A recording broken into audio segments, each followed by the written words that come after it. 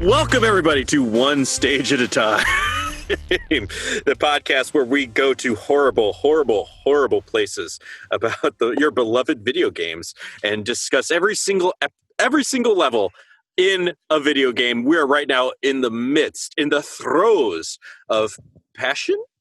No, in the throes of doom, in the throes of violence with Doom. We are in episode 2 of 3 of Doom.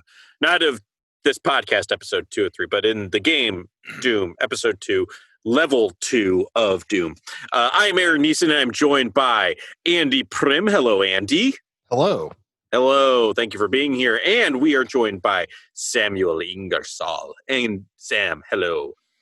Don't do that. Don't. Little dabs. Little dabs. You can't do full dabs. Perfect. Little dabs. Welcome, gentlemen. Thank you for being here. We just played through Containment Area. What did we think about Containment Area? This is one goddamn hell of a level. It is, man. We had a lot of maze levels, as we called them, in E1. And this kind of falls into that a little bit, but I still really liked this level. It was hard. Man, this level was hard, but I liked it. I liked how hard it was. You played through it on Ultraviolence. Well, I decided, I was like, I'm going to play E2 Ultraviolence. And I played the first level, and then I played this one, and I was like, all right, I got to start over, and I can't do this. I can't do this on Ultraviolent. I beat it because I beat it on the what's the one above it? Hurt Me Plenty. Yeah, Hurt Me Plenty. I'll remember it one day once we're finished, and it's years from now. But then I went back and I did beat it on Ultraviolent. It was difficult. There were times where I was killing things with my punches because I had nothing left. I had run out. I had 4 guns and no ammo. But it was cool. It was cool. Selling things with your punches is a little easier on this stage because we have, getting a little ahead of ourselves, we have a Berserk power-up on this stage, which gives you brass knuckles and makes your punch attack much, much stronger than normal, as our good friend Big Mac Davis is currently demonstrating. It's limited, right? It only lasts for a while. That's a good question. It would seem so because there's an effect on your screen that turns red and then it blinks and goes away. But actually, the effect lasts for the entire stage. You wouldn't know that, though. I thought so because when I first got it, what clued me in was that when you punch the imp with it, he explodes into nothingness. Does he ever? I was like, hell yeah, that's awesome. And then it went away and I went through the level, ran out, and I punched another one because I had no ammo, and he exploded again. So it was kind of like, it didn't make me think. It didn't make me think that it was still on. It made me think that was like a crit or something. And then I was like, what the hell did that do then if I'm doing this anyway? So that makes more sense. You were like Christian Bale in American Psycho when he shoots that police car and it just explodes. And he looks at his gun like, what the fuck? Yeah. I'm not going to lie. I'm a little annoyed because like the effect on my screen went away and I got it a little later on. Like I had played through some of the level before, like quite a bit of the level before I got the Berserk power up. And and then I got the effect and I literally went looking for enemies, trying to find something to punch, and I couldn't find any. So I didn't get to use it at all because the effect went away. The screen effect went away. And I was like, oh, okay, that's over. Back to my weapons. And I got my gun out again. Oh, I'm so annoyed. Oh my God. I played this one twice because the first time through, like you guys, I assumed that once the screen effect wore off, the power-up was done. And I struggled on the ultraviolence difficulty. There were several times where I was completely out of all ammo for all my weapons, just running past guys, trying to find any kind of ammo that would let me survive a little bit longer. And then I watched Big Mac Davis demonstrate the true power of the Berserk pack, got really pissed, and then played the level again, attempting to replicate some of his punch strats. But it was so we'll do our usual order. Music. It was good music, but it was the perfect simple enough that I didn't really notice it. It had like one part in the middle that was, there was so much going on and so much difficulty to this level that I'm glad that I don't remember the music. Even though I've played this, I think I played it 3 times just today, and I couldn't tell you the music. Yeah, whatever the music was, okay. it was forgettable for me too. I didn't even make a note of it. Yeah, it doesn't super stand out. And that's good for this level because this is a fucking level, man. Like this is an intense level. It's like 3 separate levels, all one right after the other, just grafted together. This is the kind of level I feel like some of the E1 levels wanted to be, like were trying to be, but didn't quite pull off. And I feel like I feel like they pulled it off a little bit on this level more. Well, before we get too much further, let me hit you with some stats, guys. Yeah, so this is E2, the Containment Area, or Containment Area. The music is called The Demons from Adrian's Pen. I think that's a reference to Adrian Carmack, the art designer of this game and brother of John. Okay. The level designers, this was begun by Tom Hall and finished by Sandy Peterson. The par time is 1:30. There are 12 secrets in this stage. Okay. There are 115 enemies to find and destroy. Stats over. I knew there had to be a shitload of secrets because my last playthrough, I made an effort to thoroughly go through and look for as many as I could, and I only got 75%. Yeah, there's a fuck ton of secrets. Yeah. I was so excited to just be done with the level, I didn't even write down my secrets. I think I found the chain gun. I found the reason why I stopped, I didn't really care much about the Berserk upgrade because I found the chainsaw. Was this in this? Yeah. Yes, sir. I was using that. I was like very happy to find that because I was out of ammo. I was like, oh, okay. I found the rocket launcher and the weird puzzle. Like you go in, we'll talk about it in more detail. But I found what I felt like. I found the nukage secret. You drop down and you run through. I found quite a few, but not enough apparently. I found the nukage secret in reverse. I found the exit to the nukage secret, and I was like, It's not even really a secret because there's just I think that's like if you fall into the nukage, that's like the path you have to run along to get out of it. And it leads back. And there's one enemy in there, a brand new enemy, which is a giant flaming skull. These are called the Lost Souls, and I fucking hate them. They're not too bad in this stage, but goddamn, they are the worst, most annoying enemies in this entire game. It's in there on Ultraviolence, not on Hurt Me Plenty. It's not there on Hurt Me Plenty. It's just a long, empty hurt floor on Hurt Me Plenty. They are in the level on Hurt Me Plenty when you find the chainsaw. Yeah. There's a door that opens up and about 4 of them come flying out at you, no matter, I think, the difficulty. I think that's right, Sam. It's like in the area with all the crushers, you can dodge to the side of one of the crushers to find a darkened secret area. And then when you pick up the chainsaw, a bunch of doors open and like 50 lost souls come out screaming at you. Well, they're in this blue area also where that pack is. A couple of them are in there. Yeah, there's a few of them in there too. That's where I first encountered them myself. That's where I first saw them, was in there when I got the pack and all those doors opened. So this is level, like 3 separate levels. We start off in this warehouse area with all these crates that are stacked up. It's like a maze. Then after that, we go into like this gothic castle type area. And then from there, we move on into like this weird, like cyber techno futuristic type area with all like these blue energy cell looking things. But honestly, it sounds stupid, but somehow it completely works for me. I feel the same. Yeah. Aaron, I had a lot of fun. I mean, so I like this level. I think that there was too much maze for me. Like I got lost so many times and trying to find just the path to go. And then like towards the end, I got everything. I went through the chompers and I was like, I got the red key. Where the fuck's the red door? I know I saw the red door. Where the fuck's the red door? So I spent like literally 10 minutes looking for the red door when it was just like back at the beginning of the Chompers, and I had just completely forgot, and it drove me insane. Like, I like this level. I do. I enjoyed the new aesthetics. I loved. Even though the crates were kind of boring, I liked it. It was a new thing to look at. It was different.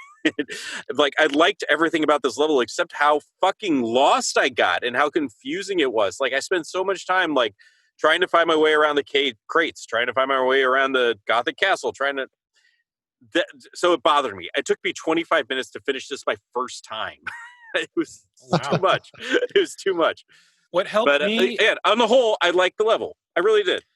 I did not create this rule. I stole it from a friend, and we were playing a lot of Diablo 3, and there's a lot of randomly generated maps that are really big, and you have to find objectives on them.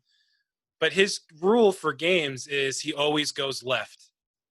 Like, he just goes left when he's learning a level. And I just did that. Once I saw the crates, I'm like, oh, here we go. I was like, this is going to be horrible. And I just followed the wall and went left. I would kind of peek in and peek out. And I did that for the castle half too. And my first playthrough took me a while as well. But just circling around kind of helped me get an idea of the layout a bit more. And again, after being burned so bad on the second to last level of E1, I've been I still hate the map and don't use it at all. But I've been better at keeping track of like the corridor that has the blue doors in this level has 2 like sandstone like inscriptions. So it's like, okay, I know when I'm going really fast, I see the inscriptions first. I know I don't need to go down there yet because I still haven't found the blue key card. Like little mental they act notes. as like sorry, they act kind of like landmarks to like help you do some wayfinding as you're going along. Yeah, and I remembered where the red door was because it was right next to they have these like Indiana Jones like walls that are like slamming down that enemies can get crushed by, which is hilarious. Yes. That's a lot of fun. And speaking of Indiana Jones, the designers have said that the warehouse area at the beginning was inspired by the giant warehouse from Raiders of the Lost Ark. It reminded me of a level in the newest Call of Duty. We're going to date this, Modern Warfare. There's like an abandoned Costco that you fight in, and it's all of these but it's real similar. It's like crates everywhere, but you have to like kind of climb up the crates to get on top of things, which you can do in this open level. There's piles of shorter crates that you can walk up and find power-ups and kind of like hop over the maze a little bit. And the only reason I looked for them is because when you first go in, there's a shotgun in a box you can't get. There's a switch right next to it, but I just ignored it for some reason and spent 10 minutes trying to find out how to hop up there. And on my second playthrough, I finally hit the switch and it just lowers the shotgun down. Yeah, DOOMGuy can't jump, and he also is completely stymied by cardboard or wooden crates. I tried punching them. Who put all these crates here? Hey guys, there's a bunch of crates in my way. Can somebody move these? Does anybody have a forklift? One thing I appreciated about this level was the return of the dead Doom guys. Yes, I always love that. I love that too. The dead soldiers. Yeah. But these aren't your buddies. These because previously those losers on Deimos. Those Deimos fucking pieces of shit. These are. I love that, like, the idea that it's played up a lot more in subsequent Doom games. That it's not just you. There were other people who were trying to fight, and there were regular grunts and stuff. And like in Doom 2016, we haven't played Doom Eternal. Let me interrupt for a second, Aaron. Speaking of like multiple Doom guys, take a look at this area we're looking at right now with this door. This is not the door that you start from. This is like when you go around the corner, you see this other door. So here's the deal with this. I figured this out. If you were playing on 2-player co-op, the second player would start here. And not at the regular start point. So you actually start in 2 different areas and then have to link up. That's interesting. And is that the first time they've done that in co-op? As far as I know, yeah. Interesting. I didn't realize they had 2-player co-op on Doom. Me neither. Back in the day. Maybe it was like in different versions. Well, I don't know. He's playing, I think, Big Mac Davis is playing Ultimate, which is the one he's I'm playing Ultimate Doom, which is it has the whole DOS. trilogy.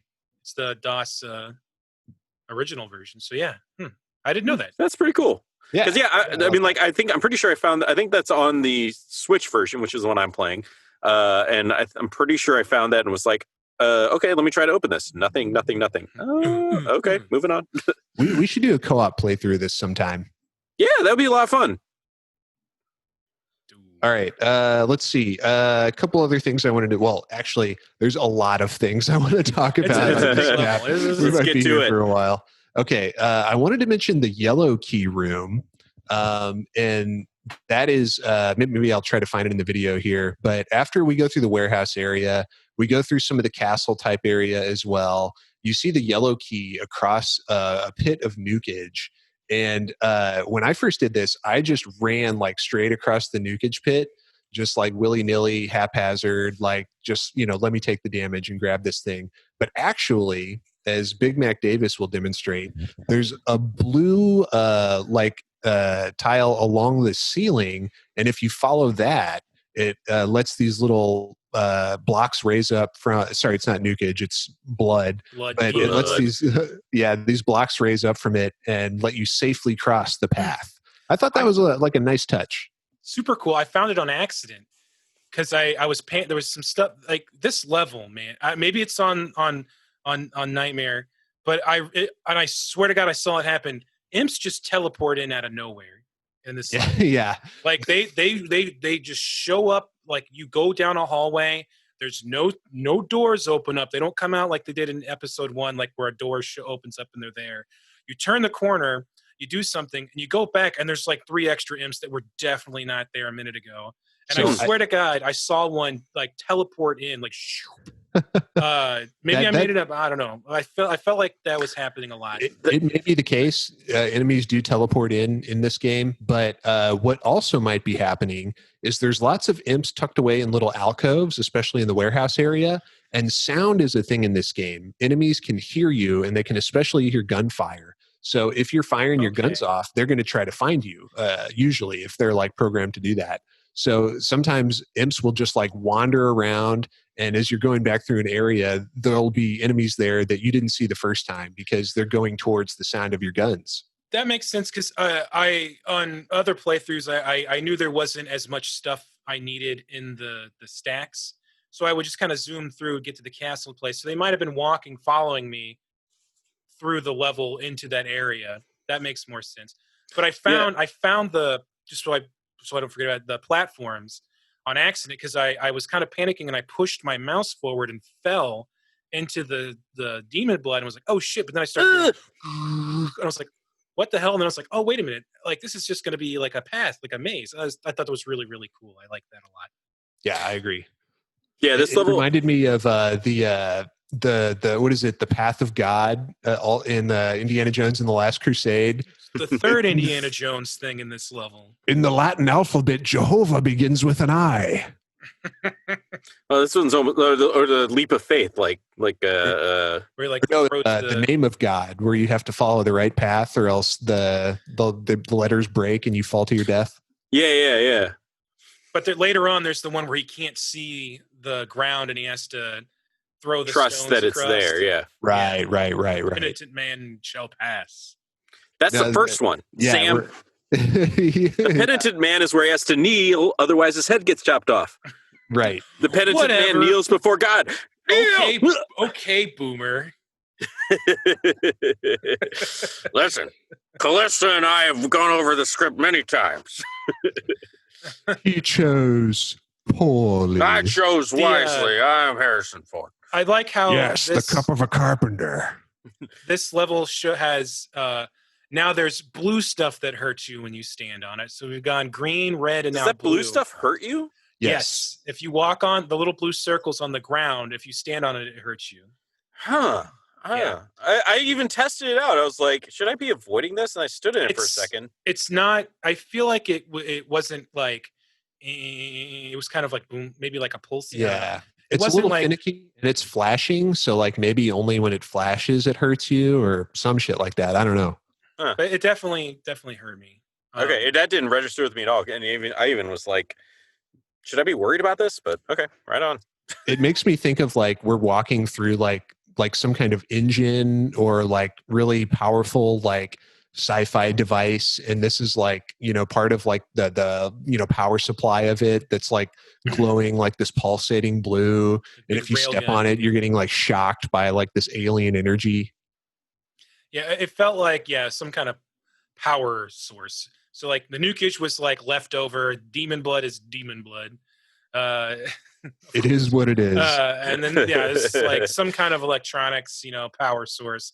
Maybe the stuff that the nukage is a byproduct of, you know. So let's see. So many things to talk about here. I wanted to mention at this point, I'm save scumming, and I don't really feel bad about it. Like, not true save scumming. You know, I'm not saving like every 10 seconds or whatever, but I'm definitely making multiple quick saves throughout the stages, especially on the ultraviolence difficulty. I feel like you nut jobs playing on ultraviolence. What else are you supposed to do? I haven't done that yet. Really? All right, yeah, whatever. no, just, I don't care, Sam. That doesn't save. impress me. Yeah, Sam's over here like, get good, guys. The only saves I've done are I have individual saves for the levels for reviewing purposes. Your PC master race. You got that mouse and keyboard advantage over me. It's okay, you know. I just don't know what it's like to be a scrub. I guess. I can't. I was just born this way. It beats me why most people suck. Sounds like your problem, really, not mine. Why can't everybody afford a Rolls Royce? Fucking. You and Big Mask Davis are putting me to shame here. Sorry, my cat. I also wanted to mention I really like the area with those weird cylinders with like the platforms going up and down. And there's one that you ride down, and there's like a secret at the bottom of that elevator you can go through. And that was just like a neat secret, I thought. I would say it was neat if we had the ability to look down. Look, Aaron, don't yuck my yum, you fucker. If I'm like, I like something, the last thing I want is you to come in and go, actually, it sucks. Well, the last thing I want is for you to have a bad take, but here we are, you know, like, look, no. This is one of those things. This is one of those things. Like, I like that there was something down there. I really do. And I was curious about it, but I'm not going to just jump in there blind. Like every single, I'm not just going to jump in there blind. There might be a bottomless cavern down there. It might be hurt floor. It might be something. There's no way for me to look before I leap. And that's annoying to me. Well, but if you think about the fact that you can't look and the pistons are constantly going up and down, I just here's my thought process on it. There's 3 of them. 2 of them have items on the other side. And the pistons go up and down. So you could fall in and get out. There's no problem there. So I was like, well, what about this one that doesn't have it? This seems like maybe like there could be something down here. And I hopped down and there was a wall. There's like a hole. That was kind of my thought process. And I like it. And like you can see enough of them going down that you can tell like you can see the top of the piston and like the part you can stand on, you can see it go down. So like, you know, you can kind of tell that it's safe to ride it down there. And you can tell that it doesn't go high up enough that it's going to crush you. It's just this weird like mechanical thing that's part of the stage. And instinctively as a gamer, I'm like, I got to ride that down. Yeah, I was like, down there. And not even as a gamer, it's just as we kind of go play this game and see the secrets that I've missed and kind of like how they're weirdly hidden.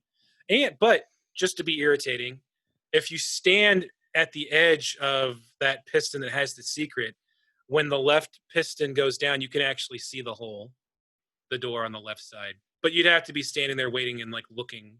But you can see the corner of it. You can see that it goes in and turns into that like Geiger wall computer stuff. Yeah, yeah.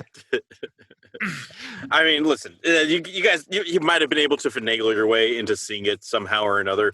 I'm not going to waste my time. Because there's too I was already lost, and you guys are making me hate this game this level even more. I mean, like, how come you couldn't see the secret? You could have tiptoed your way to the edge there, and if you looked at it, then you seen the secret. You can see the pixels right here. Look at those pixels. It just makes me mad. That doesn't. You know what? It's easy to find, and a baby could do it. That's all I'm saying. To be fair, this was like on my well, you did it, didn't you? First playthrough, I definitely did not even give a fuck, and probably didn't even get the items behind the pistons. I'll tell you. It was later on where I had already done the level a few times, was actively looking for little things here and there. That's when I decided, like maybe I can go down in here. And I checked the 2 first, and there was nothing down there, and then ran around in the 3rd one and found it. And then I noticed if you stand there, you can actually kind of see it. So it was after the fact kind of thing. And that was another factor in my play style for this one, and my frustration with it, because I literally had to carve out half an hour in my day today between work and getting my kid to a play date, one of her very few play dates, thanks to this fucking pandemic that you goddamn Republicans, fuck you Republicans, are doing. That I had, really feel about it. I don't even care. I'm so mad about it. I had a half an hour to play the pandemic. Both of these levels. It's their fault. To play both of these levels. I didn't have time to explore. I barely had time to finish this level because I was so lost. To be honest, that's one of the reasons why I changed the difficulty initially, because I too was like, I'm going to run out of time. This is a long level. I need to be able to at least beat it. And then I did, and we had a little extra time, so I went back and bumped up the difficulty. Actually on accident, because the level before this was saved as Nightmare, and then I beat it through that and played through it and didn't even realize till halfway through that I was playing it on, when I ran out of ammo. I'm like, why the hell do I have no ammo? I was like, oh fuck, I'm playing this on Nightmare. Shit. So I, as a responsible podcaster, played this stage with ample time to spare. And then when you guys texted me like 2 hours ago, like, oh shit, we haven't played the levels yet, I was like, oh boys, you're in for it.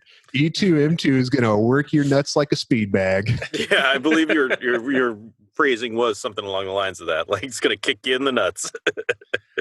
And it did. You were right. Well, if you're Aaron, if you don't like this stage, or if listeners at home, if you're not a fan, you wouldn't be alone. Also, a outspoken hater of this stage, Big Mac Davis himself. In his playthrough, he says many times that this is one of his least favorite stages in the original Doom. In fact, I think he settles on naming it his second least favorite stage in the game. So There you have it from the man himself, Big Mac Davis. Aren't there some invisible pinkies on Nightmare in this level? Or is it I think there's a couple specters on Ultraviolence or above. Not too many though. I mean, mostly it's imps. We got some pinkies. I think a couple cacos are in there. There's no possessed troopers though. Interestingly, this is, I think, the first stage so far where there's absolutely zero possessed troopers. Trooper free.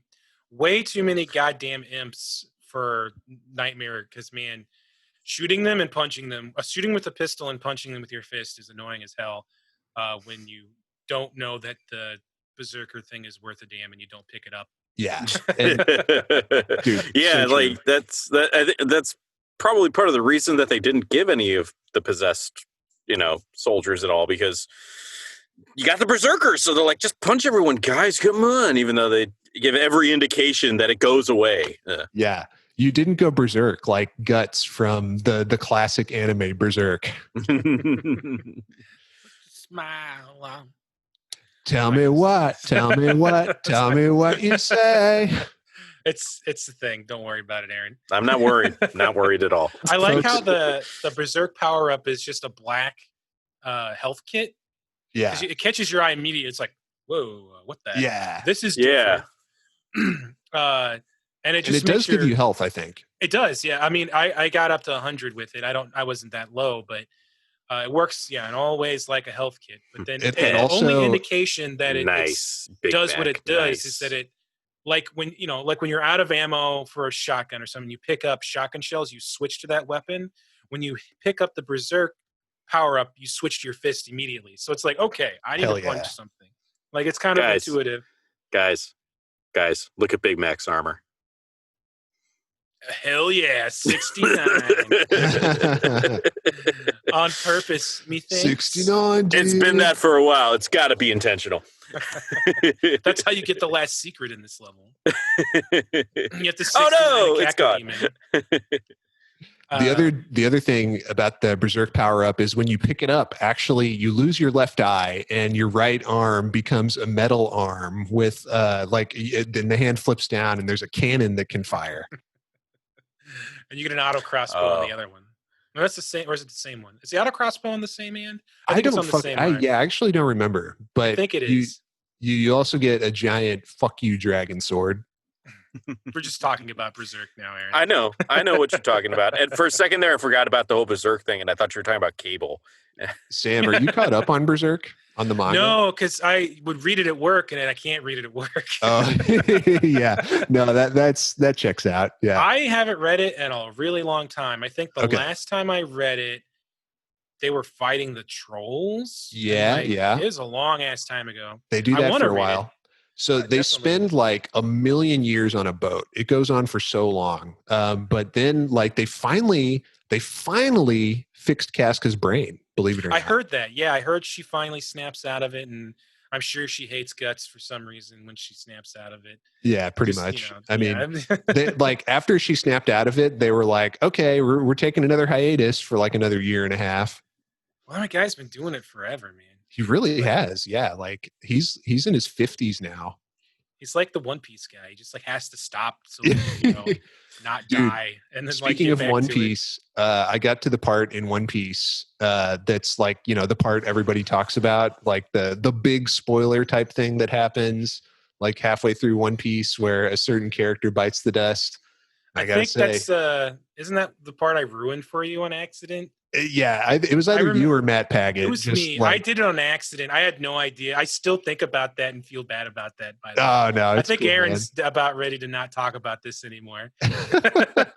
What are you talking about? I am intently listening to this discussion about One Piece. Folks, listen to One Piece or watch One Piece. One Piece at a time. We're the new podcast. We're going to do One Piece issue by issue. There's 1,000 issues of One Piece, so get ready. This is a podcast that never ends. Just it goes One Piece, my friends. I mean, that's the manga that'll never end. Yeah.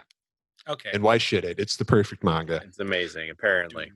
All right. Let's see. I think there were a couple more things I wanted to say. Tom Hall started designing this map. It was finished by Sandy Peterson after Tom Hall's ignominious exit from id Software.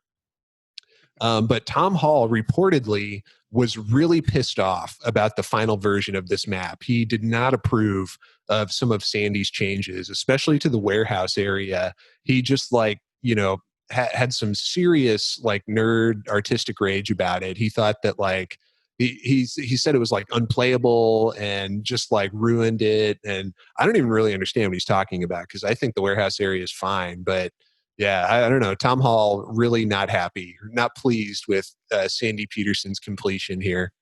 I wonder if when he left or got fired or whatever, if the last thing he did was put the swastika into episode 1 and then put the buttholes on the Caco Demon. I wonder if that's what he did. That's why Romero can't talk about it. There's an NDA in place. It's it's still caught up in the lawsuit. Apparently that swastika, it was more explicitly a swastika originally, and they had to change it for the future complete releases of the game. Censoring our lives away. Can't even have swastikas in our dooms anymore. Dude, it's a travesty. We've talked about that before. I think we definitely went into detail on that. And, I think that it almost would have been better if they just left it as swastika, so they could have been it's a nod to Wolfenstein, but instead everybody's this is a swastika. This is a swastika. Maybe they're endorsing Nazism. Who knows? Well, this was around the time of the Satanic Panic in the 90s and the satanic ritual abuse stuff. Well, yeah, I think this kicked it off, didn't it? Yeah, I mean, this is part of it. It was all kind of the one big thing, but there were those 3 guys that got put in prison for 20 years because they said they murdered some kids. West Memphis 3, I think. I know what you're talking about. I don't know the details like that much, but I do know. I remember. Yeah. I remember. They're out of prison now, but yeah, like they said that they had like satanically sacrificed these children. And then I don't know, maybe they did. I mean, I guess we can't be sure, but anyway, they did go to prison. They did go to prison for a long time. I think they let him out on time served eventually because, like, finally the evidence was shown not to be like sufficient or whatever. But surprise! They put him up. Imagine like playing this and then going to prison and like it being so the satanic panic, and it was like everyone was going on about how horrible Doom was and all that stuff, and you come out and you play like the newer ones and you're like, oh man, what the fuck, this is like 10 times more satanic. Yeah. It's way worse. I still just don't understand how this is considered satanic. This shit is like the most anti-demon propaganda ever. Right. Yeah, it's like they just it's surface level. They just see it. They don't understand it. It's demon slaughter porn. Like this is the most fucking Christian shit ever. Like priests should be fucking this game, not little kids. Like and like Diablo is the same way. Like at least in 3, it's like you're literally part angel, and your job is to kill Satan. Fucking tight, man. That's what you do. Like that's the whole point.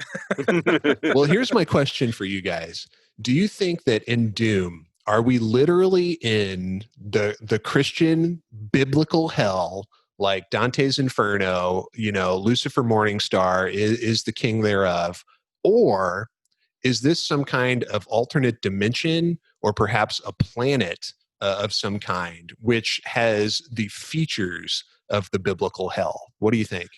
I think it's a little of both. I always saw it as they ripped into the dimension of hell. So like hell is like, we don't really know what it is, but it's like, I don't know if it's like not full on, the souls are marching into hell through the gates of hell and all that kind of stuff. But I always felt like, go ahead. Go ahead. Continue.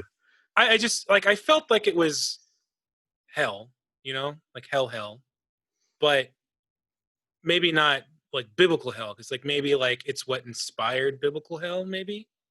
So yeah, I think that it's kind of a mix of our reality and the game's reality, where maybe that like, there have been breaches in the way back in the day into the hell dimension, and that kind of influenced like the dogma of don't go there. It's really bad. We saw it once. It's horrible.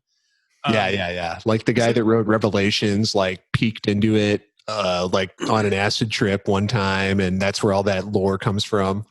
Yeah. So maybe, I don't know, because you don't really see in other games, I feel like, harvesting of souls. I don't know. I haven't played too many Doom games.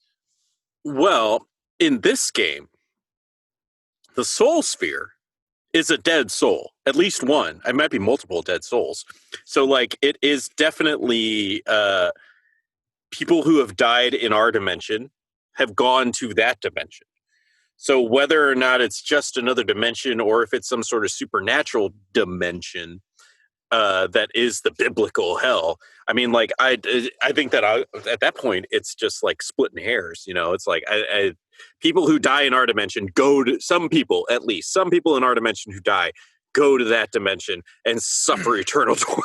I think the reason... So whether or not it's like some supernatural or if it's just some sort of like our souls inhabit these flesh bags until like we die and we go, like, that's just like semantics at that point. Well, I mean, the question is like, is it like a metaphysical plane, so to speak, or is it like something that exists in corporeal reality? Because like one of the things that makes me question is because like, or makes me think about it, I mean, is that the moon of Deimos is like taken from Mars, right? From orbiting Mars, and is now orbiting like the hell planet. So there's some kind of planet like down below the moon of Deimos that it is above. So that would imply that this version of hell is some kind of celestial body, like a planet of some kind, which Deimos is up above. So maybe it's like someplace else, like in a galaxy, like in the Delta Quadrant or something, that like, and there's like a wormhole there. And that's maybe where like God banished Lucifer Morningstar to, or it could just be that it's not literally biblical hell, but it has characteristics of biblical hell. But like you said, maybe it's so similar as to not be any like real difference. But anyway, I always it's saw fun to it think about. as like Event Horizon, where they Yeah. somehow go into what we would assume is hell. I never like, even if there's a planet, and when playing the different games, it always felt to me like, without really thinking hard about it, there was like another dimension, like another plane.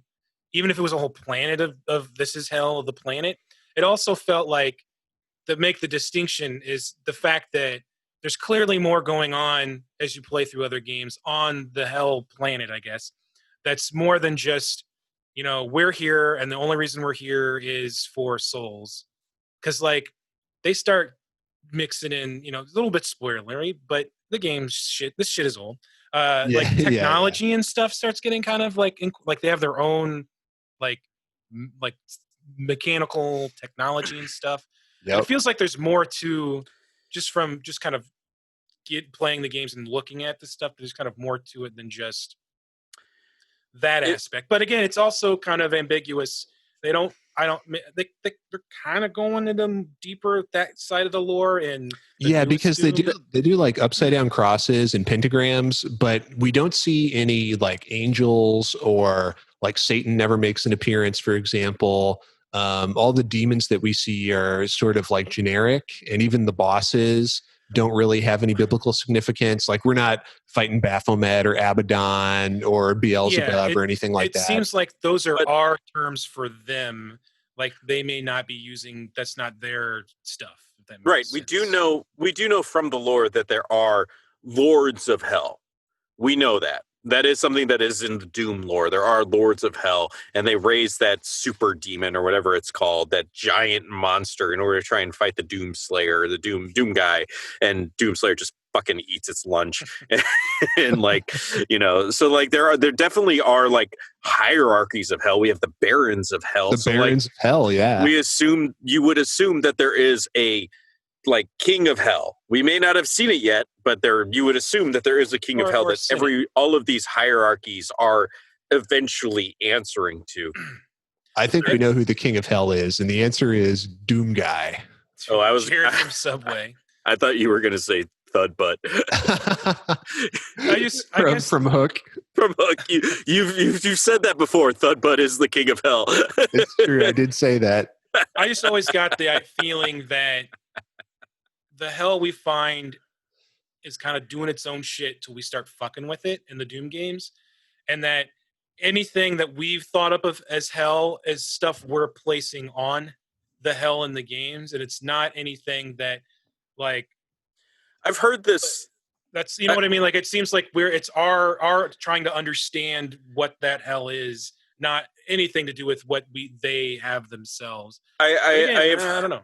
Heard the theory that like hell is almost an innocent like casualty of all of this. Like we invaded hell and we started fucking with them, and we turned them into the what do they call the big fat ones? They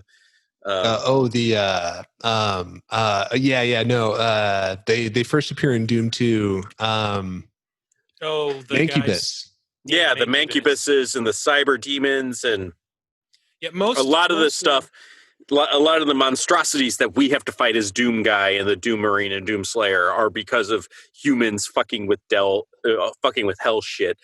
And that, we went there for the Argent energy. Argent energy to use it. Do you know what the word Argent means? I did at some point. I can't remember what it is. It means silver. It's just a color. Oh, really? Yeah.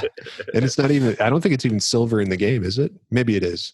I don't think so. I don't think it is. I don't think I've seen the color silver at all in any Doom game ever. But anyway, yeah, Argent is just a color. Yeah, well, like humans dug into hell. They breached into hell for the Argent energy, and they started fucking with demons and turning them into these Mancubuses, into these cyber demons, into all this monstrous stuff. And so, like, there are those theories that hell is just a innocent bystander. They were just doing their thing. They were just fucking hanging out on their floating isles with their fucking margaritas and their tormented souls. Like it was to them tormented souls was just natural gas. It just came into their dimension, and they just were like, hey, look at this, it's just cool energy, let's just use this, and it's renewable, it keeps coming in. There's more and more of it every day. Wasting away again in Deimos Anomaly. Yeah, looking for my lost human soul energy. So like sorry. Quick, that's like that. I find it interesting that like the theme for most of the Doom games, even though they're not all in the same universe and the same story, is always human scientific hubris, either accidentally or on purpose, goes into hell to steal their energy. Yeah. And no one ever gives a fuck about souls going there. Like, yeah, that's true. None of the people ever like, we should stop people from going to hell. They don't no one ever cares. Like, it's always just like, what can we get out of this? You know, how can we profit? How can we advance from this new thing we found? Yeah. Let's go rape hell's nature and then create the boogeyman, but not for us. We create hell's boogeyman, and he just goes and we take all their energy, and this guy goes and butt fucks all the people in hell. Yep. Samuel Hayden is just like, how can I steal the natural resources from the hell dimension? Doom is an allegory for what America did to the Native Americans. I was gonna say, it is the perfect Christian game. Yeah, it's like, this is what we do. We're so good at. Let's go take your shit, butt fuck your culture, and come out on top. Mm-hmm. And like, judge you all the way down. You're the evil ones, not us. Gentlemen. So I mean, I think that's what it feels like. They're all like, you know, it's all just hell looks cool, and it's a scary place at first, but then we just destroy the shit out of it. And I'm not gonna lie, if the next Doom game has DOOMGuy siding with the demons, I wouldn't be upset. Yeah, the newest Doom is, the more I play it, the more weird. Like, they really lean into story. Like, the newest one is very story heavy, and I almost don't like it. I kind of agree. Of that. Like, it's not bad, but it's like, why the hell? I don't care. It's like, what? I just want to kill people. It's Doom. God damn it. Part of I think the mystique of Doom is that we know so little about DOOMGuy, and that's why I think like the novelizations and the films kind of fail, is because they try to like give DOOMGuy like a heroic aspect or some kind of backstory, and that Doom Eternal kind of does that too a little bit. It's like trying to explain who he is and what his motivation is. Like a reason, like there's a backstory to why he's so cool and badass. It's like, right? No, I don't mind the story. Like, let the story be happening. And do like a God of War where he comes in and just fucks both sides and fucks all the story up. And just blasts the story. That's what they did in the first, in Doom 2016, and it was amazing. And it's incredible. And that one's so great on many levels because it's like there's this story with they add more to like why they're there and why they ripped a hole into hell. But it's like, he's like, whatever. Yeah. And you get enough mystique. Like, they find that sarcophagus that he's inside of, and they're like what could this be? Cool. But yeah, like, I feel like they've already spent way too much time blah blah blah blah blah blah blah. And like the Hell Lords or whatever that you find in the beginning are like blah blah blah. I'm like, why? Shut up. Where's the kill button? What's the kill button? I want to kill you. I want to shoot you again. Fuck up. So I it's fun, but I'm enjoying it way, way less than the one before it. 2016 is like we say, you know, peak Doom kiss. So far. Dude, so much chef's kiss. Yeah, just an incredible game from start to finish. All right. Well, so we are finishing up the containment area. By the way, what are we containing in the containment area? The only thing I can think of is like you start in the warehouse, and then there's like those stairs that go up, like as you go through the castle into like the spaceship type area. So I was wondering, like, is this what's being contained? Like this technology shit back here? Overthinking it. You're overthinking it. The containment area is whatever's in those boxes. Yeah, it's where they keep their extra napkins and fucking camcorders. It's where the containers are. It's where the Ark of the Covenant is, and then like Sam said, extra napkins. That's why that guy was so mad, because he originally named it Container Area. I think it's just. Does anyone have any napkins or like plastic silverware? Yeah, go down to Containment Area. I feel like that's it. I think it was almost like a joke naming, like Containment Area, because the containers. Well, if you think of it, because it's doing the same thing that episode 1 did, where if you look at the map, it's like a whole base, right? Oh, so each level is another part of the base. So this is just the containment area. They hold stuff. We haven't even talked about the map yet. We haven't even talked about the map. 2 episodes, we haven't talked about the map. I am so annoyed by the map. Go off, King. I'm just like, it's so disappointing. It's so very similar to the Phobos map. They literally reused the assets from the Phobos map. Yeah, which like on one hand, it's like, okay, sure, they wouldn't redesign entire things for another base, whatever, but on the other, also at the same time, fuck you, that's so fucking lazy. Give it something interesting. It's on the shores of the Hell Dimension. Make things on fire or fucking something. God damn it, that's lazy. I was so annoyed. I was so disappointed and annoyed. Isn't there one part that's like this giant, like cracked open egg genital thing on the map that's like this purpley orange? It's like stuff's flowing out of it. Oh yeah, that's the only part I remember, because everything else looked the same, but let's that make one's it white new instead of brown. Yeah, exactly. It's like whitish instead of brown. The fewer new, like the cracked egg one Sam was talking about, I'm pretty sure that's a new one. A lot of the other things are carbon copies, which kind of makes sense in lore. Like if Phobos and Deimos were both part of this UAC project, they would have similar facilities. But it may be kind of lazy, but at least there is a map, unlike Doom 2, where there's no map at all. It's also, even though it's different episodes, it's the same game. And that's an easy way to save space, because it's really limited back then. Another map is a whole nother kilobytes of space they can't use for something else. Yeah, and it's not like we did a very... Well, no, that's not true. Because if they've changed that one image, it's a whole new image. So it would have been... The way that I'm pretty sure that worked is that it was just basically like a picture. It's just a static picture. It doesn't move at all. By having it doesn't really save that much, because they changed the color and put a new thing on it. It's a whole new picture.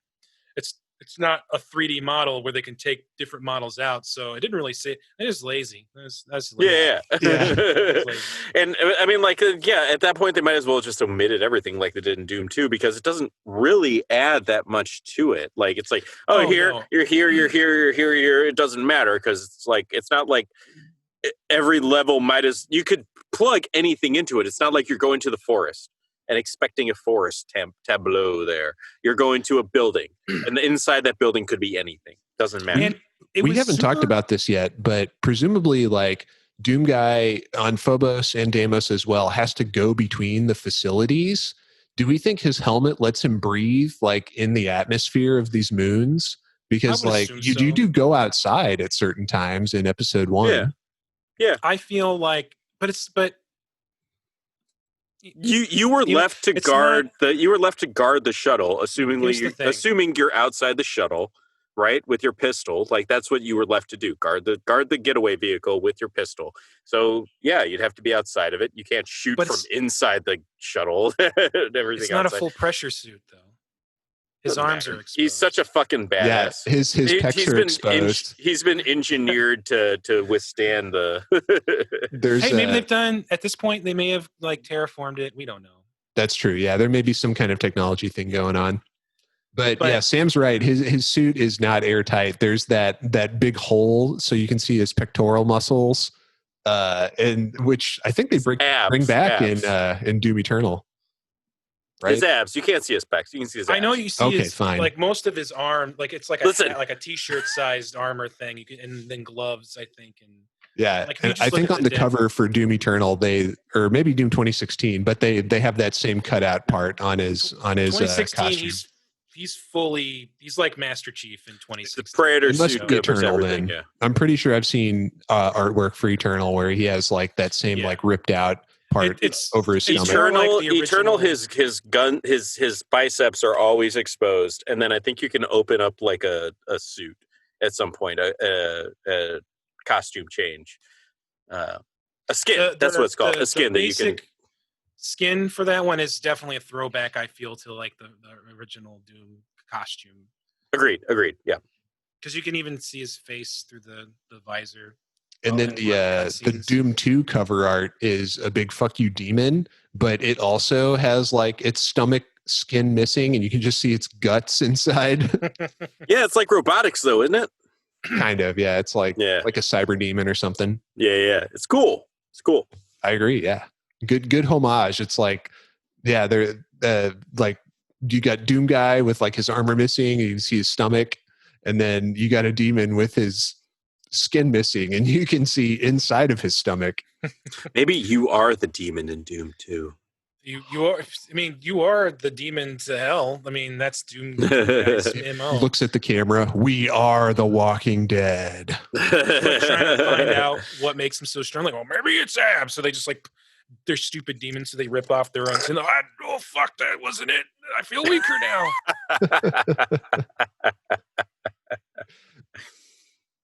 All right. Well, fellas, now that we've breached the containment area and gone through this truly lengthy and difficult and just, I said it before and I'll say it again, a goddamn hell of a stage.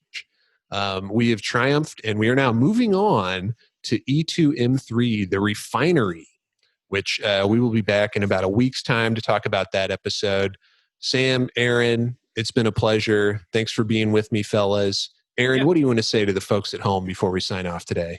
Well, before I talk to the folks at home, I want to say thank you to you, gentlemen. Thank you for being here. I really appreciate it. And this was a lot of fun. To the folks at home, I want to say thank you for listening. We appreciate you. Please go to onestageatatime.com to find more of our episodes, find our socials. If you want to find us on a different platform, we are on all sorts of different podcast platforms, all your favorite ones. Leave us a message, send us a shout out, and maybe we'll do the same to you. Who knows? So everybody, please, I implore you, save and continue.